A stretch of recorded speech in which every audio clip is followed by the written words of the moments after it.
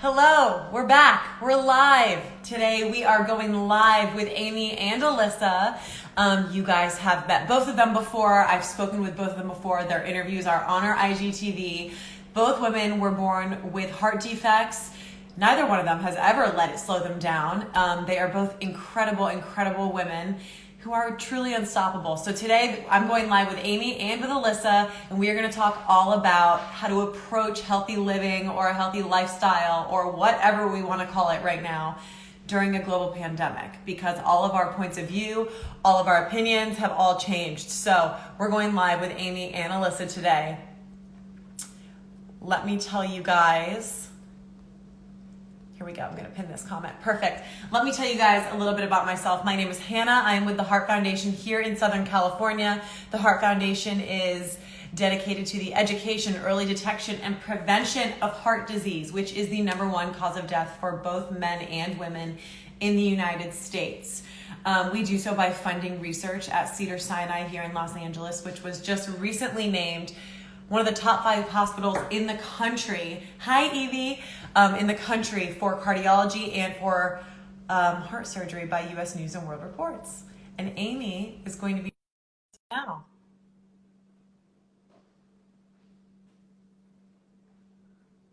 She's coming on.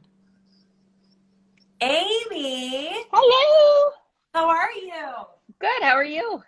So good. So I have to ask you, is my like framing okay? Can you see my whole face? Yes. Okay, fantastic. I know I'm low. I'm working on my stuff. You look great to me, but Okay. I had an issue with my last interview where when I was recording it like this, on my phone it looked great, but to everybody else in the world, I was like this. Oh, no, I see your whole head. Thank you. Yes. Amy, how are you? I'm good. How are you? I'm so great. Thank you so much for joining me. This is so wonderful. I get to see you. Yes, so good to see you too. So first of all, I have to acknowledge, I want to tell everybody, you guys, so Amy took over our Instagram yesterday and she brought us along with her at her yearly cardiology appointment. How was it? It was long. It was long. Way longer than you thought? No, it was actually just about what I thought. So, but no, it was good. It was good. That's so great. Yeah. So, okay, so let's go back to the very beginning. Sure. Even though we've done an interview together before, tell everybody a little bit about yourself. I grew up with an atrial septal defect that was undiagnosed until I was about 13. And then I had open heart surgery at 13 to correct the hole. Essentially, there's a hole between the left and right atrium.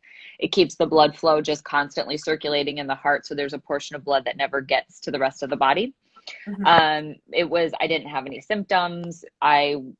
It was just by chance that I went to the doctor. So went to the doctor, they diagnosed it, and I had surgery just a few months after the diagnosis.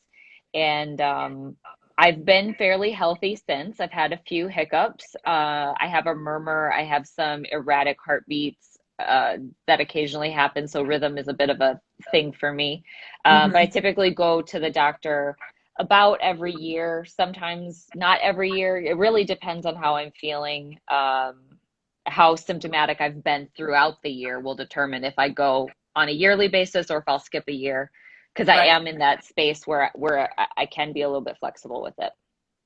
That's great. And yesterday, I thought the most insane thing was how at the very end you were talking about how your resting heart rate has gone down. Yeah. Talk a little bit about that. So about a year ago, was the first time I had dove into fitness on a really regular basis. And I've actually been committed to it since.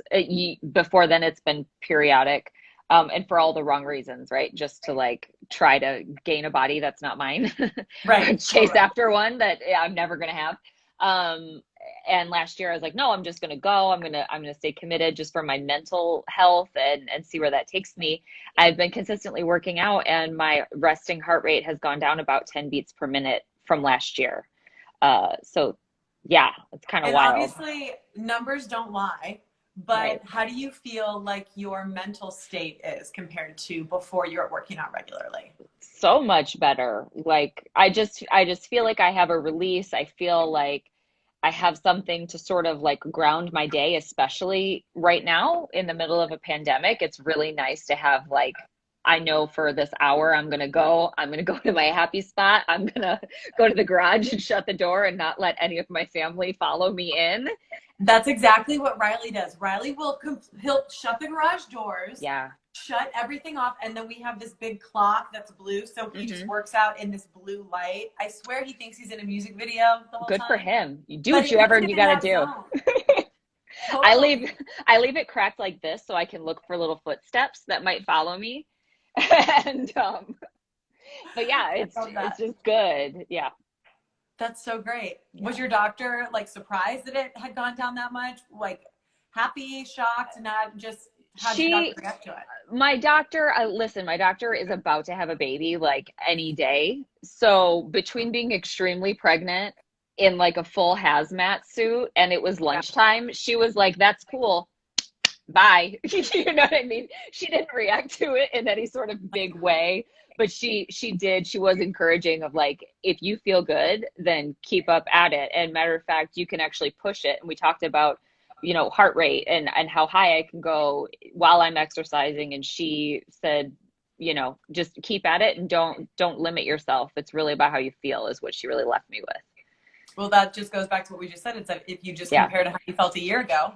Right. That's amazing. Yeah. Yeah. Good for you. You should feel so good. Thank you. I do.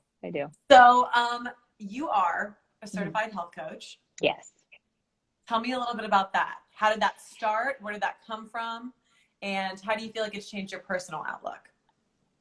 That's a big question. Big question. That's I a know. big question. I was like, I'll throw on this other layer and then this other layer. And then Sure. this other layer. Sure. So I actually kind of had an interesting, like teenage years. My parents owned a gym and right.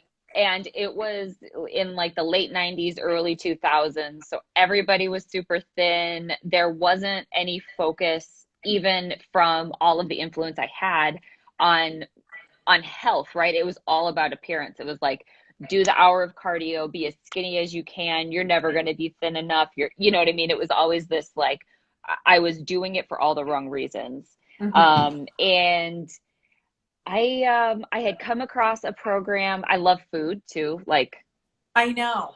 I just There's love. no point. That is like my biggest thing is that I always tell people I never want anyone to ever feel like they're depriving themselves. Yes, have limits, but if you want the cookie, eat the cookie. Absolutely. Right? Absolutely. Okay. And like eat an actual cookie. I would rather you eat a cookie with like sugar and butter in it than like some sort of like sugar alternative that's going to give you diarrhea and you don't know what's in it, but it's less calories. Like it's not worth it. Just like ingredients you can't pronounce. Exactly. Exactly. It's got a shelf date of 10 years. Anyway, so I came across this program that was a really holistic approach to whole health. And I, at that point in my life, I had really run the gamut of health issues. Not only have I had heart surgery, I've had a hysterectomy, I've had skin cancer, I have several autoimmune diseases and thyroid disease. So I have seen every kind of doctor, alternative practice, Eastern, Western, crystals, oils, medication, you name it, I've done it. And I always came back to the same place of not feeling well. And I started to wonder, like, am I broken? Right? Am I broken? And then I came across this program that was like this holistic approach to eating, to exercise, to movement, to mental health, and how it's all connected. And I was like, that's the thing. That's the thing. Because all of the doctors that I've seen, all of the diets that I've followed have been, they've been made for the masses. And I don't think that our bodies are made similarly enough to take the same approach to health. So that's what led me to the program of becoming a health coach, is because I really wanted to investigate this idea of individual health and how nuanced it is, and what do we have to ask? How do we dive into your genetics and your history and your preferences and make health a lifestyle that's sustainable and not something that you're like, I did it for 5 weeks, it was awful, or I did it for 5 weeks and I lost 50 pounds and then I gained it a day later, or whatever it is. Yes. So, and I mean, I think it's very fair to say that you weren't looking to necessarily lose 50 pounds. You were looking to just feel good. Right, right. I was begging for like something to hold on to that was going to help my insides regulate because I was erratic for years. My thyroid was all over the map. I was getting blood drawn every 4 weeks for years because we couldn't keep numbers stable. And I was like, I just want the fatigue to go away. I just want to like, have energy to like keep up with my kid and stuff. So Totally. yeah. I mean, I feel like, and you and I touched on this in our original conversation that we had. It was like the very, very beginning of shutdown. So it was back in March. Yeah. That everybody is so fixated on a quick fix or on a quick solution that's going to give them drastic results. But really, the goal in the grand scheme of things is overall health and lasting health. When I think about why, because obviously this is my job, I'm always thinking, or this is my passion, I'm always thinking, why do I feel the way that I do about it? Why does it seem more clear to me than maybe some people? Evie's right now saying it's a lifestyle change. Absolutely. And I think it's because I've thought about it so much that I've boiled it down to, I want to live as happy and feel good of a life as possible, to be on this planet with the people that I love as long as I can. Yeah. Like that to me is my focus. So overall health being the goal. I just rambled. I hope that made sense. It did. I'm not sure. Okay, great. Yes. Okay, when you started learning all of that, or you finally came across like, yes, this is the path that I want to follow. Did it click for you? Do you still struggle with certain things? Yeah. I mean, it definitely clicked for me. I think, sorry, that was a longer pause than intended. No. I think arming myself with the knowledge of how to approach my overall health, in all of the many facets that encompass it, and realizing that, that the way I approach food is largely a reaction to like my mental health or my stress levels, or realizing that they're all of the dots are very, very connected, was enough knowledge for me to sort of dive in and start to reevaluate my lifestyle in a way that has been sustainable now, and for a long while. Of course, I'm not perfect. There's stuff that I know. Like, I cannot have a scale in my house. It's super triggering for me. I can't. If I know the number, it's done. Then I'm on it 3 times a day. I'm self-shaming. I'm judging. And I'm like, what the hell is that about? I can't do that. But I have learned how to eat 2 Oreos and then shut the bag and then walk away. I have learned that enjoying ice cream with my son is something I really value. And I want to be present and with him, and not like eating a fruit cup and being like, oh, now I have to watch I don't want my son to associate limiting calories or limiting his life for what, and like you said, one thing is more fun than the other. Like, absolutely, the fruit is the bad choice or the boring choice, but when really they're both equally delicious and you crave them at different times. Exactly. Yeah. So I think a lot of it has just been learning to really honor myself and quit listening to all of that outside noise that like diet culture gives us and media tells us, and like what is going to make me feel the best me. And that's what the path I'm trying to follow. I love that. Yeah. And you just said that it's been something that is sustainable for you. And I think that you've just been put to the ultimate test in being in quarantine. And how do you feel like your change in mindset has been during this quarantine? Yeah.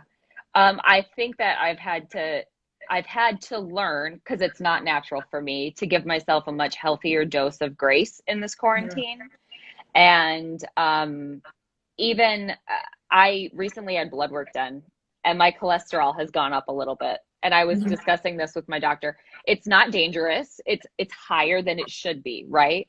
And he was asking me, he's like, well, what's going on? I'm like, honestly, I'm eating ice cream and chips way more than I used to because I want to, and it feels good, and I'm not feeling guilty about it. Like, yes, there's some soothing involved in it.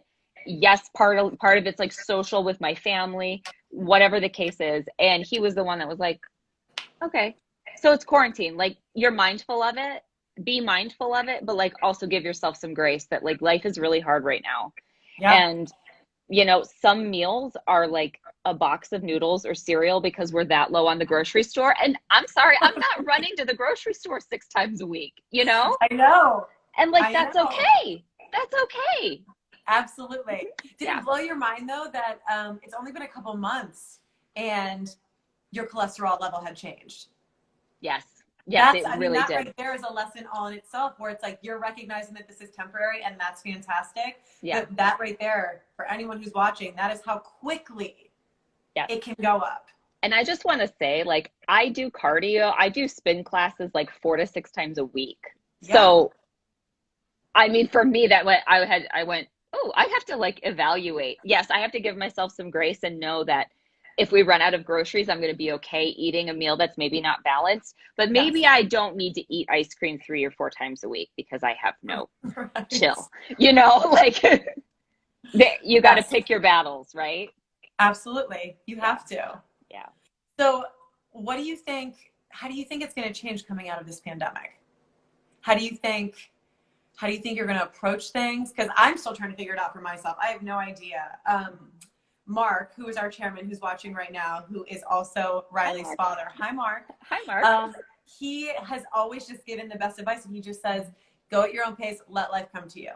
It's like, yes, yes, yes, but also there's all this pressure to get back out there and do things. But also, I am the crazy person who has all the hand sanitizer and the mask, and my hair is pulled back, and I have I'm nervous, just like everybody else. So do you feel any type of anxiety with that? Or do you feel like you have to slowly step into it, or are you kind of feeling like, let's do it? I am not feeling like let's do it. We have run a really like tight ship in my house Mm-hmm. because that's what we're comfortable with, and I've had this conversation with several friends. It's like whatever your news outlet is, whatever your means of research and numbers, whatever you're comfortable with, and the thing that guides you is what you have to do. But for me, I went out to the doctor yesterday, and as soon as I left my shoes outside. As soon as I got home, it was like, change your clothes, scrub your hands. I almost went in the shower, but I didn't. I changed my clothes and I felt like that was okay. My husband is still the only one that is running errands. I am still only going out if I absolutely have to. Right. And I'm picking and choosing. I am starting to feel more comfortable meeting like my friend and their kid at the park, and like Mm-hmm. trying to let our kids have some time together, as spaced out as you can get, like 9 and 10-year-olds. That's the pace I'm at. I'm not eager to jump back into life quite yet, because I'm not there yet. But I know I have friends that are like, they're there. They're like going to restaurants and doing the damn thing. I'm like, to each your own. That would cause me to need to like bleach the inside of my car. I couldn't I do it, but know. Haley yeah. just had a hilarious comment. She said, "Not going back into the water until the shark is gone." Thank you, Haley. Same. Mic drop. That was Yeah. it right there. Comment of the Yes. entire interview. Yeah. I mean, yeah, I really, really, really wish that everybody maybe was on the same page with it. I agree. But also, just like we all have different ways of finding healthy living, we all have different ways of learning lessons. So we're all going to figure it out on our own. Yeah. Yeah, that's how I feel about it. Same. Do you have any advice for everyone before we switch over to Alyssa?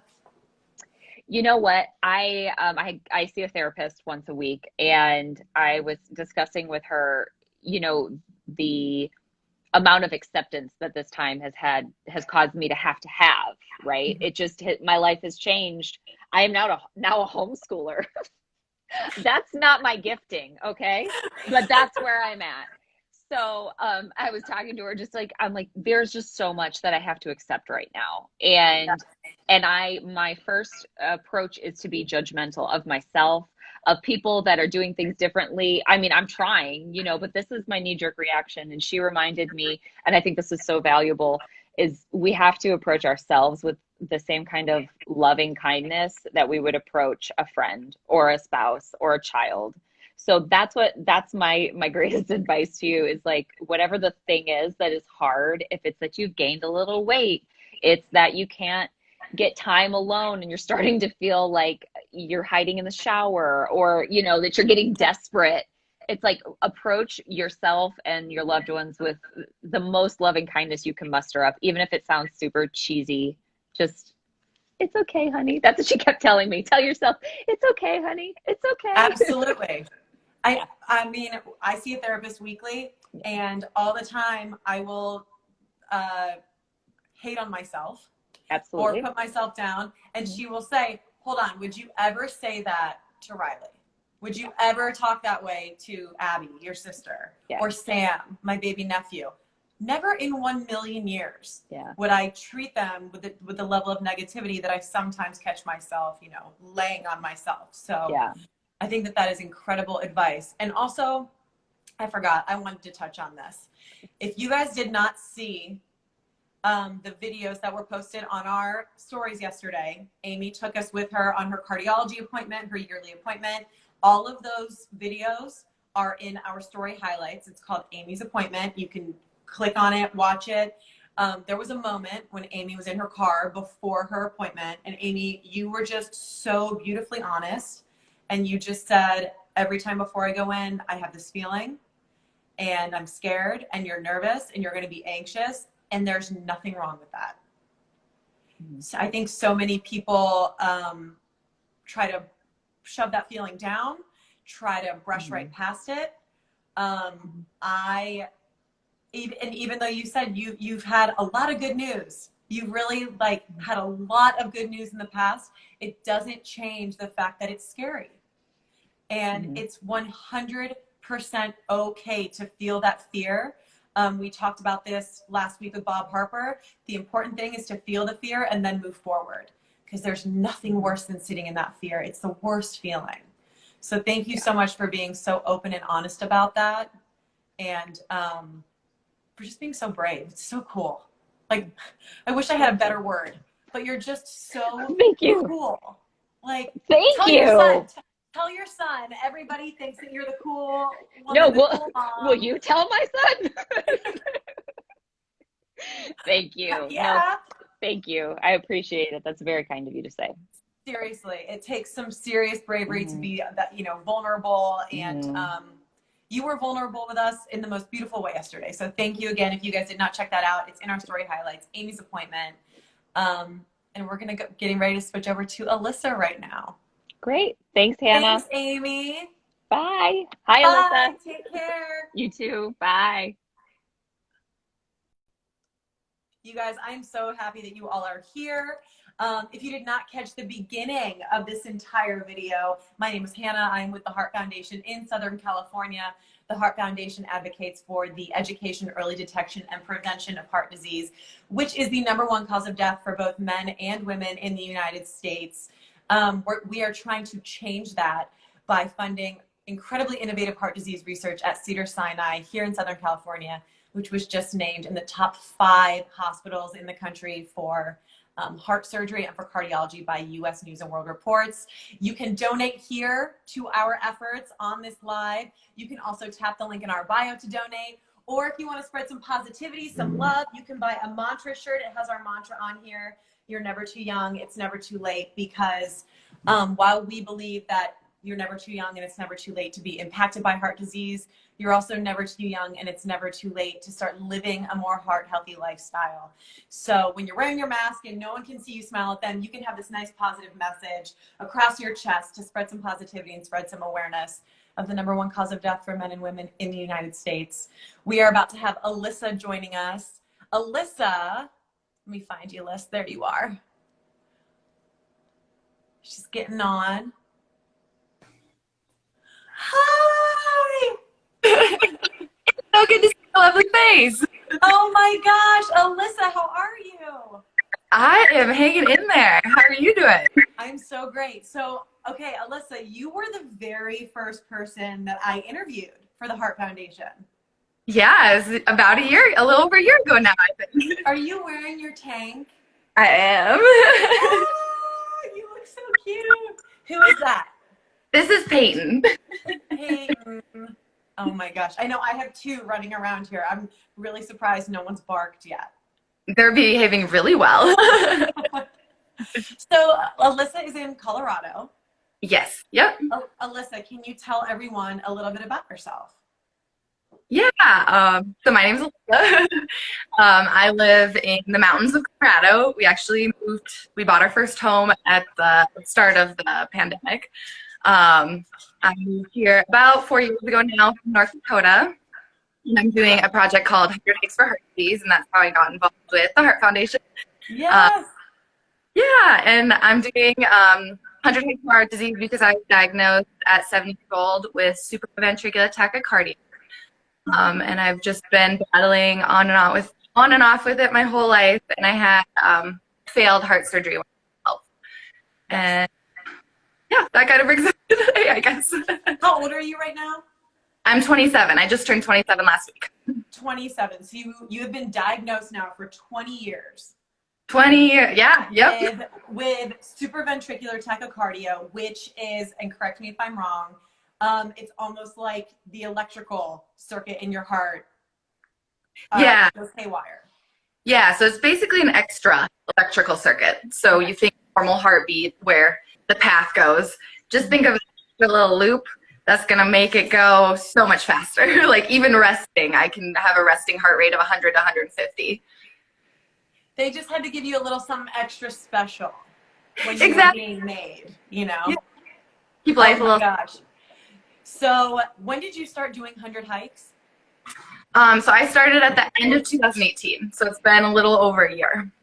A little over a year, Alyssa is doing 100 hikes for heart disease to raise awareness, to raise funds, to support our efforts. It's incredible. And I just want to point out there, a lot of people in LA go hiking and do these trails.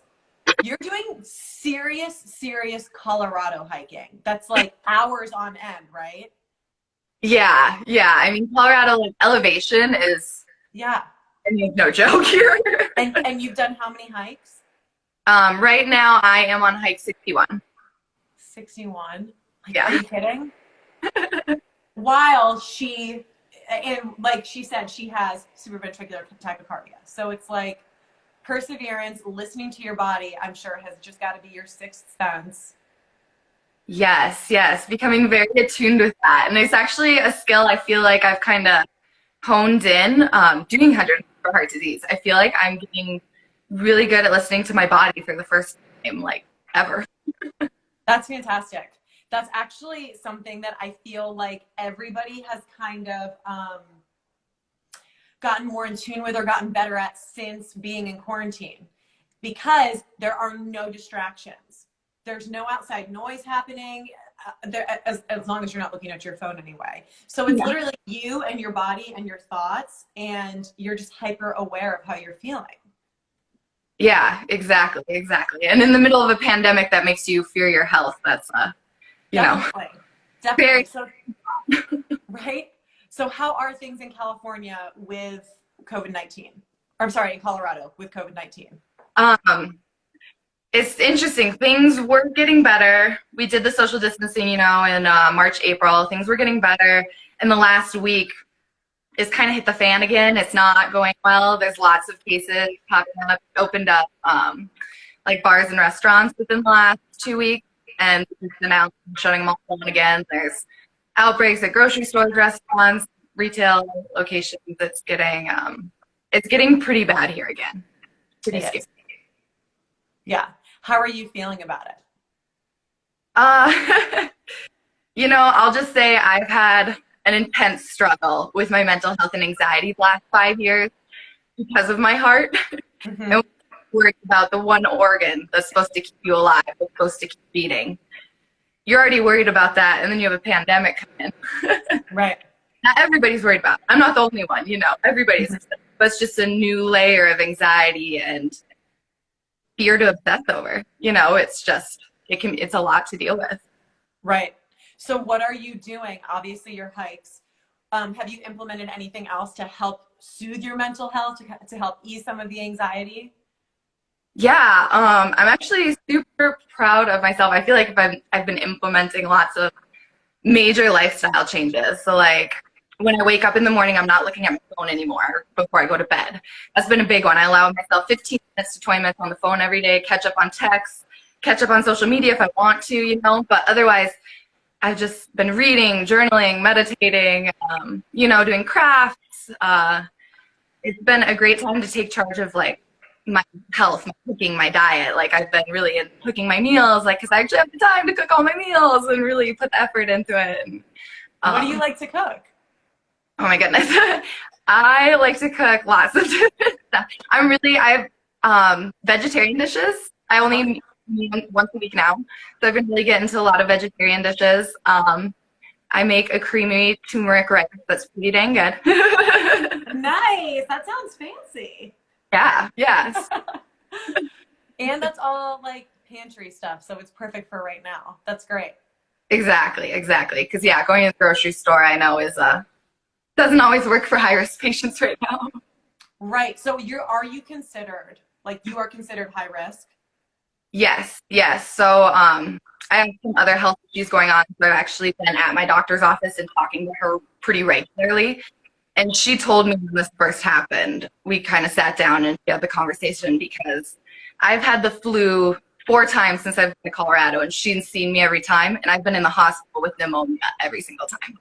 Okay. It's been pretty serious, and she kind of indicated it would be a very grim outlook if I got this. Right.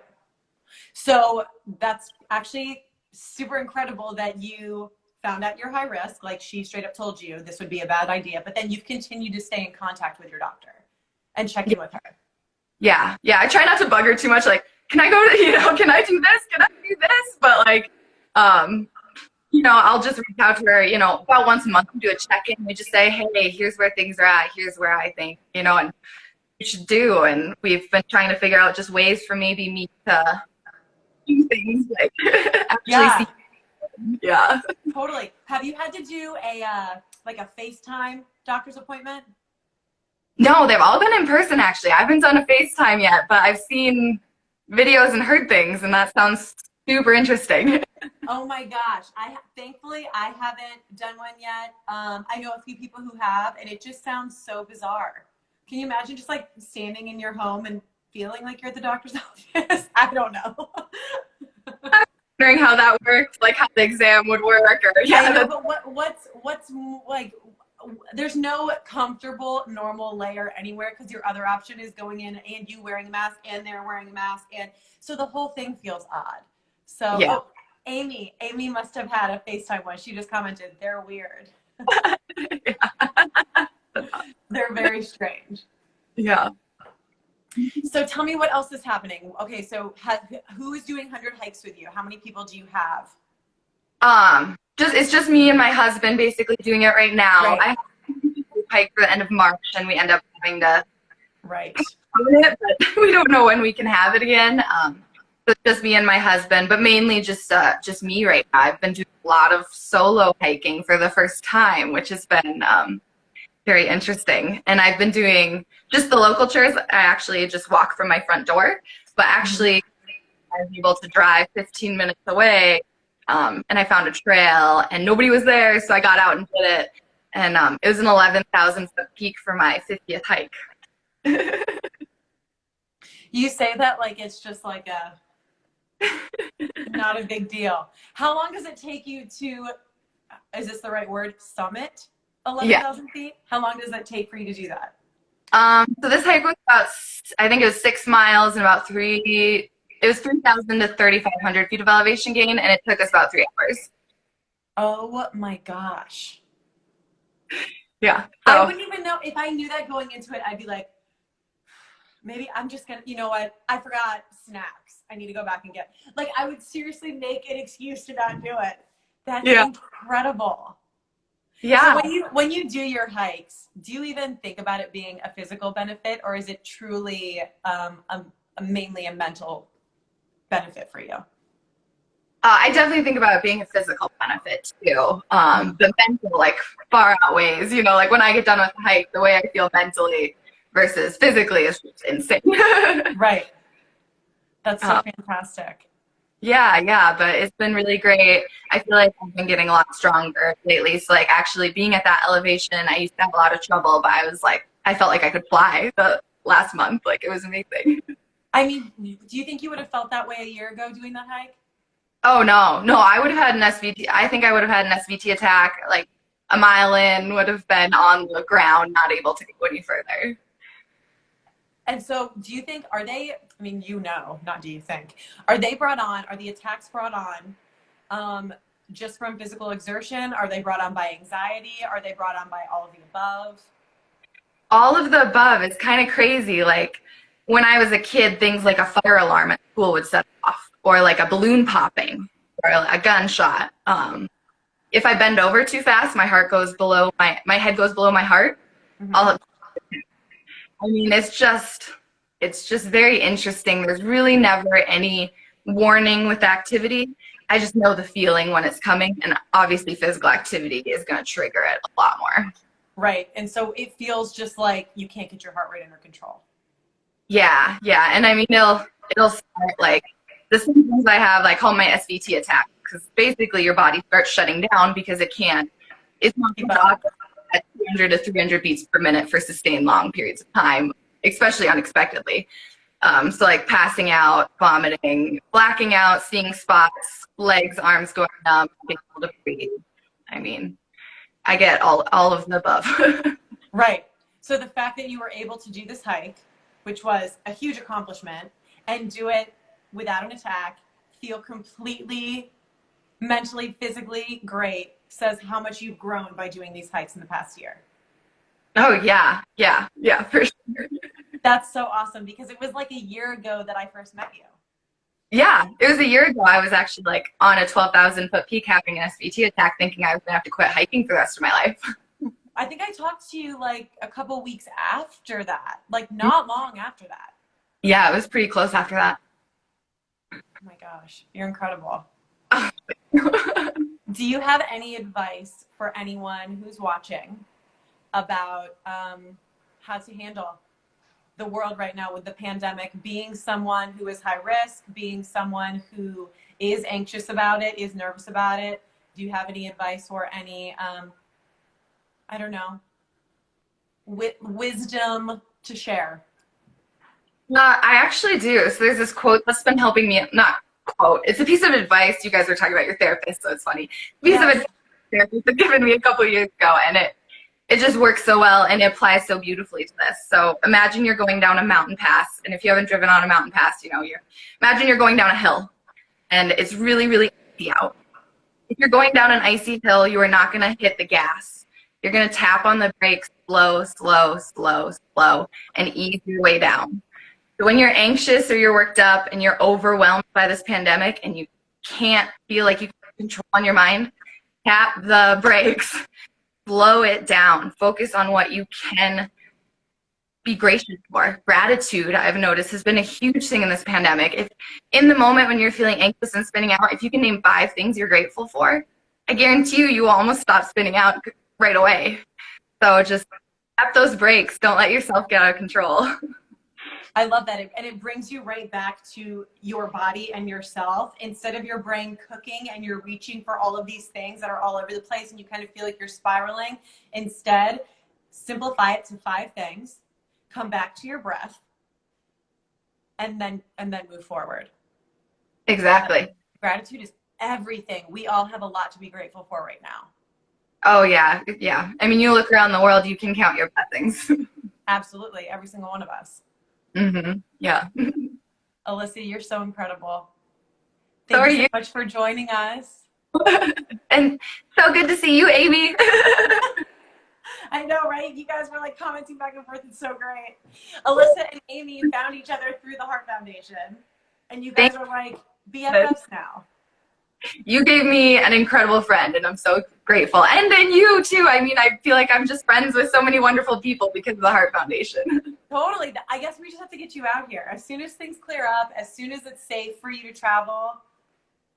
I'm there. I'm coming. I want to hike in California so bad. Totally. Oh my gosh, you'd find some great places, I'm sure. I don't know if we'd like get on, you know, Colorado level, but they'd change it, you know, change the scenery. It would be pretty fun. Yeah, for sure. For sure. Alyssa, thank you so much. Yes, thank you. Great to chat with you. Bye. You guys, thank you so much for joining us on this conversation with Amy and Alyssa, and how they are coping with the global pandemic, all of the different ways that their thought has changed, all the different tactics that they're using to move forward through this really difficult time as people who are considered high risk. So thank you so much for joining us. Remember, you're never too young and it's never too late to start living a heart healthy lifestyle. And you can always support the Heart Foundation by donating right here. You can donate also by tapping the link in our bio, or you can purchase a mantra shirt by tapping the link in our bio. Thank you guys so much, and stay safe, stay healthy, be well. Bye.